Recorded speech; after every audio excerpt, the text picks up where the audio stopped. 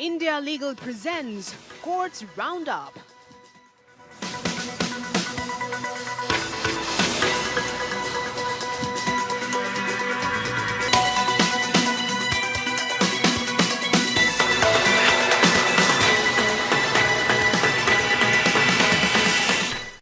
Doctor ortho Ayurvedic oil and capsule, अब दर्द भी घुटने टेकेगा। सुप्रीम कोर्ट ने लाइव स्ट्रीम वीडियो साझा करने पर लगाई रोक। बिना अनुमति वीडियो पोस्ट, मोनेटाइज या संशोधित करना प्रतिबंधित। अदालत ने स्पष्ट किया, समाचार रिपोर्टिंग पर रोक नहीं। सुप्रीम कोर्ट सोमवार को छात्र प्रदर्शन याचिका पर सुनवाई करेगा। याचिका में छात्रों पर पुलिस ज्यादती के आरोप लगाए गए हैं। सीजेआई ने मीडिया रिपोर्टों को पूरी तरह गलत बताया। कहा, छात्र प्रदर्शनों पर पुलिस कार्रवाई पर याचिका की सुनवाई से इनकार की खबरों गलत। छात्र प्रदर्शन मामले में कोई रिट याचिका दायर नहीं। मणिपुर हिंसा मामले पर सुप्रीम कोर्ट ने विशेष अदालतों के गठन का प्रस्ताव दिया। सीबीआई और एसआईटी को जांच तेज करने के निर्देश। विशेष अदालतों की रोज होगी सुनवाई।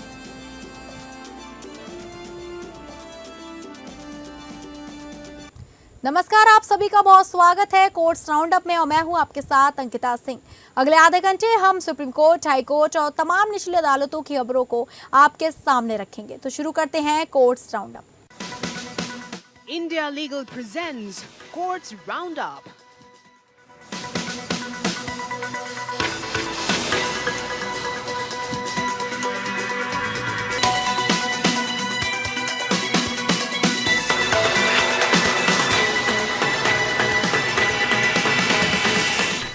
सुप्रीम कोर्ट ने शुक्रवार को अदालत की कार्यवाही के लाइव स्ट्रीम किए गए वीडियो के अनाधिकृत उपयोग और उन्हें सोशल मीडिया या अन्य डिजिटल प्लेटफॉर्म पर प्रसारित करने पर अंतरिम रोक लगा दी है।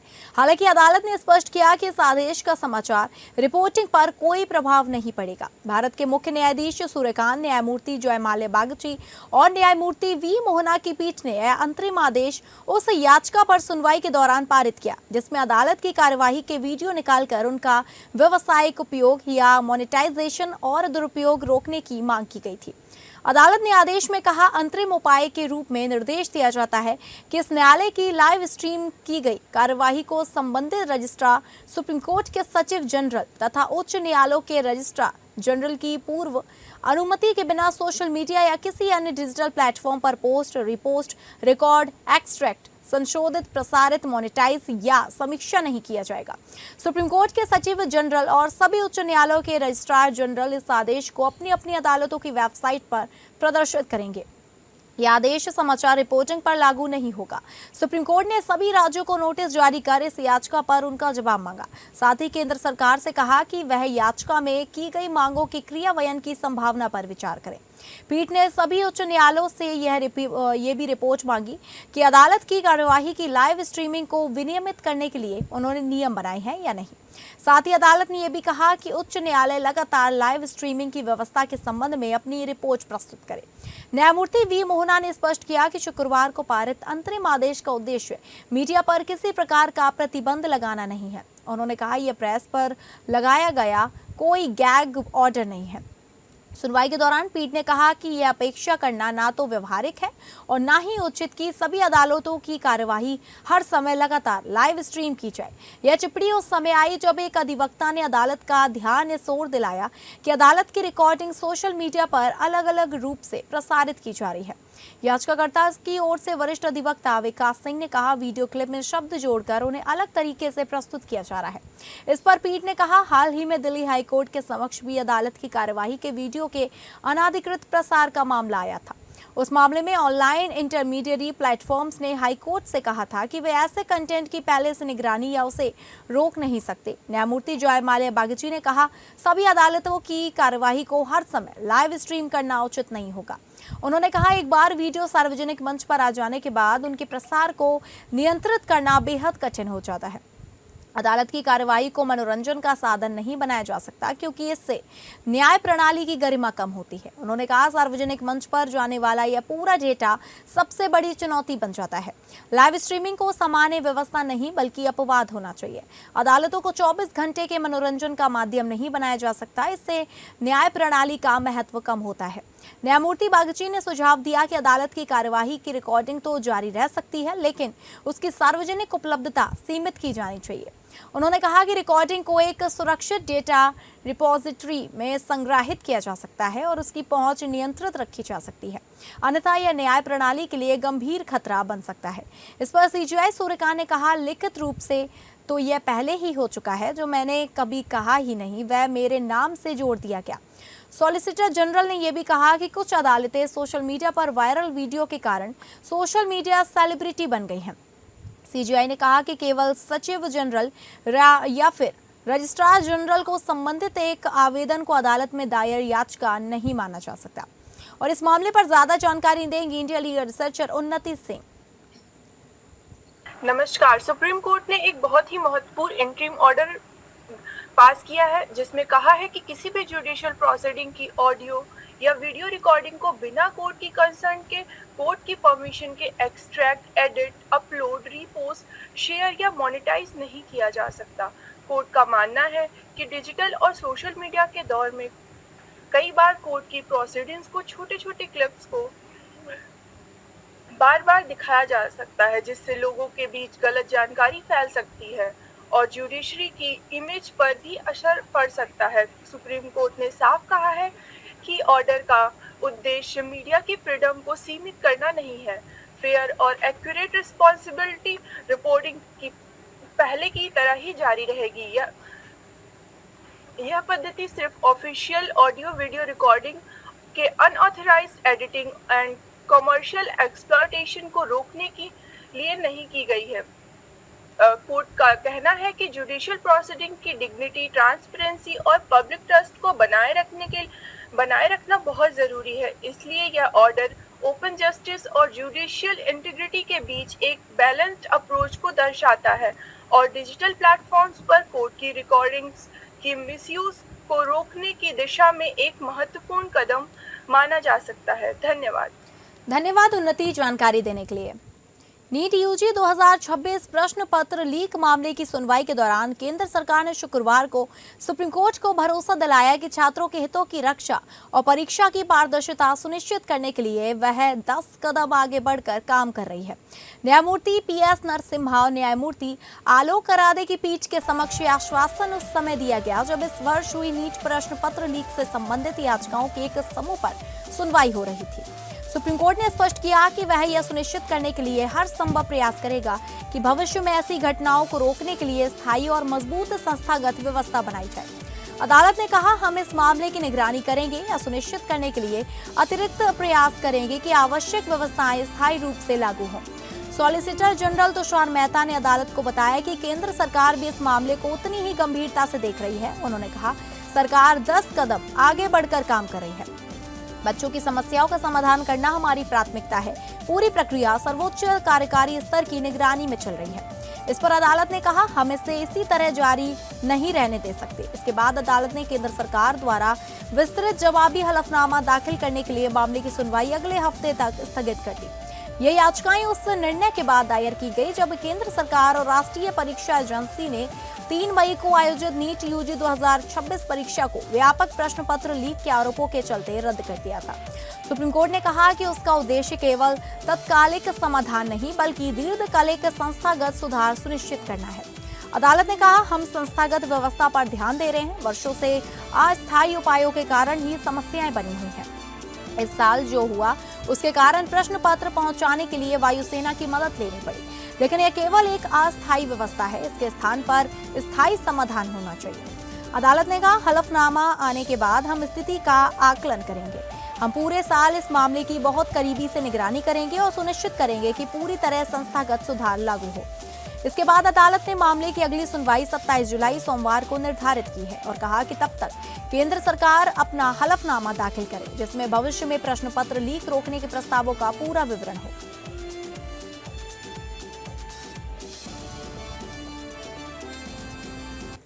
सुप्रीम कोर्ट ने जंतर मंतर पर प्रदर्शन कर रहे छात्रों के खिलाफ पुलिस की कथित ज्यादतियों के आरोपों से संबंधित याचिकाओं पर 27 जुलाई सोमवार को सुनवाई करने पर सहमति जताई।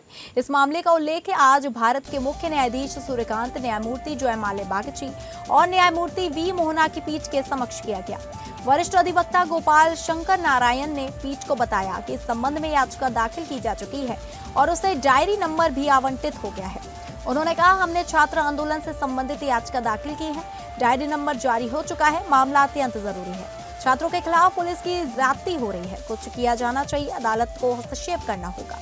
इस पर सीजीआई सूर्यकांत ने कहा, हम सोमवार को इस मामले की सुनवाई करेंगे। जंतर मंतर पर यह प्रदर्शन पिछले महीने कॉकरोच जनता पार्टी के आह्वान पर शुरू हुआ था। प्रदर्शनकारी बार बार हो रहे परीक्षा प्रश्न पत्र लीक के विरोध में और केंद्रीय शिक्षा मंत्री धर्मेंद्र प्रधान के इस्तीफे की मांग कर रहे हैं। जलवायु कार्यकर्ता सोनम वांगचुक के समर्थन में अनशन पर बैठने के बाद आंदोलन को और गति मिली। बाद में दिल्ली पुलिस ने उनकी बिगड़ती स्वास्थ्य स्थिति का हवाला देते हुए उन्हें प्रदर्शन स्थल से हटाकर अस्पताल में भर्ती कराया। इस हफ्ते वांगचुक ने अस्पताल में अपना अनशन समाप्त कर दिया।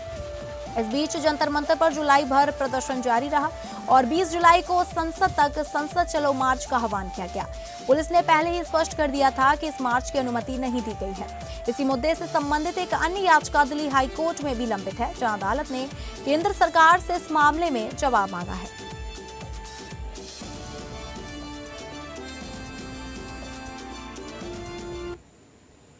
आइए अब इंडिया लीगल वेब रिपोर्टर से समझें कि प्रदर्शनकारियों के हक क्या होते हैं।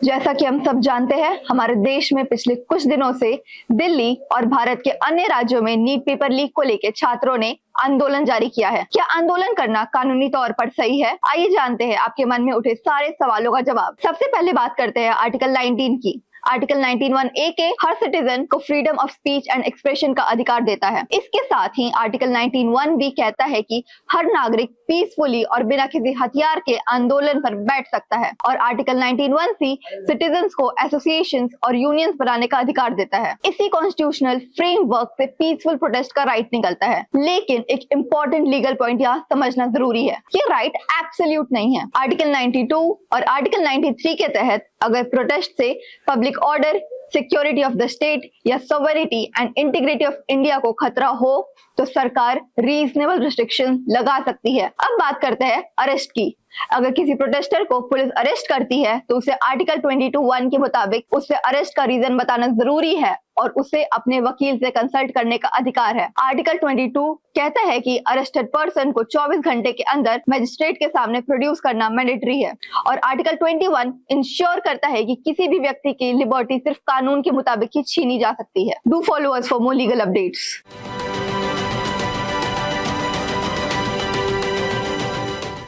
भारत के मुख्य न्यायाधीश सूर्यकांत ने उन मीडिया रिपोर्टों को पूरी तरह गलत बताया जिनमें दावा किया गया था कि उन्होंने छात्र प्रदर्शनकारियों के खिलाफ पुलिस कार्रवाई को चुनौती देने वाली याचिका की सुनवाई या सूचीबद्ध करने से इनकार कर दिया था। उन्होंने स्पष्ट किया कि इस मुद्दे पर सुप्रीम कोर्ट में कोई रिट याचिका दायर नहीं की गई थी। ओपन कोर्ट में इस मुद्दे पर टिप्पणी करते हुए सीजीआई ने कहा कि उनके समक्ष केवल एक वकील द्वारा भेजा गया प्रतिनिधित्व रखा गया था, न कि अदालत में विधिवत दायर की गई कोई याचिका। उन्होंने कहा, बिना औपचारिक रूप से याचिका दाखिल किए किसी प्रतिनिधित्व को रिट याचिका नहीं माना जा सकता। इस तरह की रिपोर्टिंग पर उन्होंने चिंता व्यक्त करते हुए इसे गैर जिम्मेदाराना और लापरवाह बताया।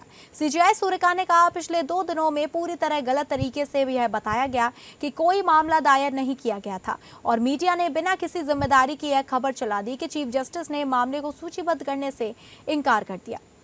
सुबह 10 बजे तक एक भी पन्ना अदालत में दाखिल नहीं किया गया था।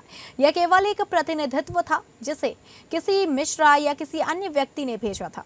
मैं उससे प्रतिनिधित्व को रिट याचिका कैसे मान सकता हूं? लेकिन लोग बिना सोचे समझे उसकी रिपोर्टिंग करने लगते हैं।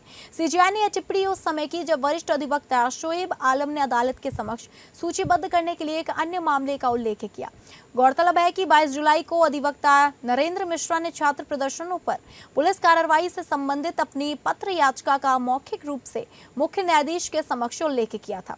उस समय मामले पर विचार करने से इनकार करते हुए सीजीआई ने उनसे कहा था, अपना समय और हमारा समय बर्बाद मत कीजिए। जब अधिवक्ता ने कहा कि उनके पास पुलिस कार्रवाई से संबंधित वीडियो मौजूद है, तो सीजीआई ने जवाब दिया, हमें वीडियो में कोई रुचि नहीं है, उन्हें देखने का हमारे पास समय नहीं है।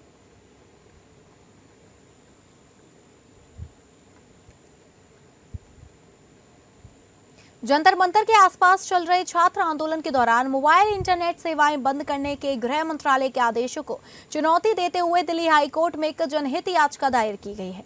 इस मामले का उल्लेख वरिष्ठ अधिवक्ता कॉलिन गोंसाल्विस ने न्यायमूर्ति देवेंद्र कुमार उपाध्याय और न्यायमूर्ति तेजस करिया के खंडपीठ के समक्ष करते हुए शीघ्र सुनवाई की मांग की। गोंसाल्विस ने अदालत से कहा कि कुछ फॉर्मेटिंग संबंधी समस्याओं के कारण याचिका सूचीबद्ध नहीं हो पा रही है। इस पर अदालत ने कहा, आपत्तियां दूर कर दीजिए। कानूनी सेवा संगठन सॉफ्टवेयर फ्रीडम लॉ सेंटर द्वारा दायर इस जनहित याचिका में 17 जुलाई से 23 जुलाई के बीच जारी इंटरनेट निलंबन के 6 आदेशों को रद्द करने की मांग की गई है। याचिका में दावा किया गया कि आदेश असंवैधानिक है और संविधान के अनुच्छेद 14, 19 और 21 का उल्लंघन करते हैं। साथ ही भविष्य में इंटरनेट बंद करने से संबंधित सभी आदेशों को सार्वजनिक करने का निर्देश देने की भी मांग की गई है। याचिका के अनुसार गृह मंत्रालय के दूरसंचार अधिनियम 2023 की धारा 20(2)(b और दूरसंचार सेवाओं का अस्थायी निलंबन नियम 2024 के तहत जंतर मंतर के 1.5 किलोमीटर के दायरे में मोबाइल इंटरनेट सेवाएं निलंबित करने का आदेश दिया गया था। हालांकि याचिका में कहा गया है कि इन आदेशों में केवल सार्वजनिक सुरक्षा और सार्वजनिक आपात स्थिति जैसे वैधानिक शब्दों को दोहराया गया है, लेकिन ऐसा कोई वस्तुनिष्ठ आधार नहीं बताया गया जिससे यह स्पष्ट हो सके कि पूरे क्षेत्र में इंटरनेट बंद करना क्यों आवश्यक है। याचिका में कहा गया कि याचिकाकर्ता ने कई ऐसे मामले देखे हैं जहां इंटरनेट बंद होने की खबरें संबंधित आदेश सार्वजनिक होने से पहले ही सामने आ गई। इससे यह स्पष्ट नहीं हो पाया कि क्या आदेशों को उसी समय सार्वजनिक किया गया था, जैसा कि सुप्रीम कोर्ट ने अनुराधा भसीन मामले में पारदर्शिता के लिए आवश्यक बताया था। याचिका में कहा गया कि भले ही प्रत्येक मामले में प्रकाशन की वैधता उपलब्ध साक्ष्यों पर निर्भर करेगी, लेकिन वर्तमान कानून में आदेशों को तत्काल सार्वजनिक करने का कोई वैधानिक दायित्व नहीं होने के कारण यह अनिश्चितता बनी रहती है कि मौलिक अधिकारों पर लगाए गए प्रतिबंधों का कानून अधिकार क्या था। याचिका में यह भी कहा गया था कि अधिकारियों ने सामान्य पुलिस व्यवस्था, भीड़ नियंत्रण के उपाय या सीमित और लक्षित कार्रवाई जैसे कम कठोर विकल्पों पर विचार नहीं किया। इसके अलावा यह आरोप भी लगाया गया कि इंटरनेट निलंबन के आदेश नियमों के अनुरूप सक्षम प्राधिकारी के बजाय एक अवर सचिव द्वारा जारी किए गए।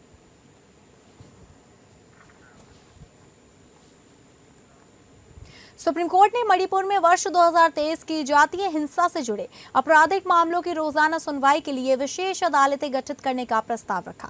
अदालत ने जांच में हो रही देरी पर गंभीर चिंता व्यक्त करते हुए कहा कि लंबित मामलों की जांच उचित समय सीमा के भीतर पूरी की जानी चाहिए। भारत के मुख्य न्यायाधीश सूर्यकांत, न्यायमूर्ति जयमाल्या बागची और न्यायमूर्ति वी मोहना की पीठ ने सीबीआई विशेष जांच दलों और महाराष्ट्र के पूर्व पुलिस महानिदेशक दत्तात्रेय पडसलगीकर द्वारा दाखिल स्थिति रिपोर्ट पर विचार किया। पडसलगीकर को सुप्रीम कोर्ट ने यह जांच की निगरानी के लिए नियुक्त किया है। अदालत ने पाया कि सीबीआई ने 21 मामलों में आरोप पत्र दाखिल कर दिए गए, जबकि 11 मामलों की जांच अभी भी जारी है। 3 मामलों में क्लोजर रिपोर्ट स्वीकार कर ली गई है और 4 मामले अभी भी जांच के दायरे में है। अदालत ने यह भी देखा कि 8 जिलों में 3020 मामलों की जांच कर रही है। एसआईटी ने 301 मामलों में चार्जशीट दाखिल की है, लेकिन इनमें से केवल 10 मामलों में ही मुकदमे की सुनवाई शुरू हो सकी है। स्टेटस रिपोर्ट के अनुसार सभी मामलों में कुल 2924 गवाहों से पूछताछ की जानी प्रस्तावित है। सीबीआई ने अदालत को बताया कि जांच पूरी करने में उसे कई चुनौतियों का सामना करना पड़ रहा है। इनमें गवाहों का अन्य स्थानों पर चले जाना, आपसी अविश्वास के कारण सहयोग न मिलना, भाषा संबंधी बाधाएं और राज्य में लंबे समय तक इंटरनेट सेवाएं बंद रहने के कारण डिजिटल साक्ष्य एकत्र करने में कठिनाई जैसी समस्याएं शामिल हैं। इन परिस्थितियों को ध्यान में रखते हुए पीठ ने कहा, यह सही हो सकता है कि बताई गई चुनौतियों के कारण जांच एजेंसियों को मामलों को तार्किक निष्कर्ष तक पहुंचाने में कठिनाई हो रही हो, लेकिन लंबित जांच को उचित समय के भीतर पूरा किया जाना चाहिए। इसके बाद अदालत ने संकेत दिया कि वह मणिपुर सरकार तथा मणिपुर और गुवाहाटी हाईकोर्ट के आदेश के साथ विचार विमर्श कर विशेष अदालतें गठित करने पर विचार कर रही है ताकि इन मामलों की रोजाना सुनवाई हो सके। अदालत ने कहा, हम मणिपुर राज्य तथा मणिपुर और गुवाहाटी हाईकोर्ट की सहमति से विशेष अदालतें गठित करने का प्रारंभिक प्रस्ताव रखते हैं ताकि मामलों की दैनिक सुनवाई सुनिश्चित की जा सके। पीठ ने कहा कि यह तभी संभव होगा जब सीबीआई और एसआईटी अपनी जांच शीघ्र पूरी करे और तेजी से चार्जशीट दाखिल करे। अदालत ने मणिपुर सरकार को जांच एजेंसियों के साथ पूरा सहयोग करने का निर्देश भी दिया। सुप्रीम कोर्ट ने सीबीआई, एसआईटी और न्यायालय द्वारा नियुक्त निगरानी अधिकारी को नई स्थिति रिपोर्ट दाखिल करने का निर्देश दिया। अदालत ने अतिरिक्त सॉलिसिटर जनरल ऐश्वर्या भाटी से सभी लंबित एफआईआर और चार्जशीट वाले मामलों का पूरा ब्यौरा एकत्र करने को कहा ताकि यह तय किया जा सके कि कितनी विशेष अदालतों की आवश्यकता होगी। अदालत ने इंटरनेशनल मैतेई ऑर्गेनाइजेशन की उस याचिका पर भी विचार किया जिसमें लगभग 30 लापता लोगों के मामलों की सीबीआई जांच कराने की मांग की गई है। दोनों पक्षों की अदालतें सुनने के बाद अदालत ने याचिकाकर्ताओं को मणिपुर हाईकोर्ट के मुख्य न्यायाधीश से संपर्क करने का निर्देश दिया। अदालत ने कहा कि मुख्य न्यायाधीश इस मामले को एसआईटी या किसी अन्य उपयुक्त एजेंसी को सौंपने पर विचार कर सकते हैं।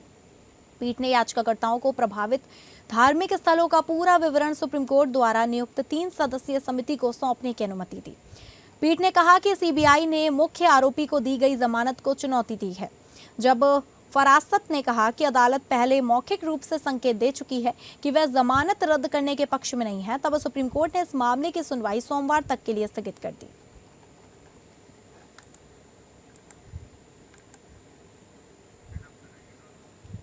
तो फिलहाल कोर्ट्स राउंडअप में बस इतना ही। नमस्कार।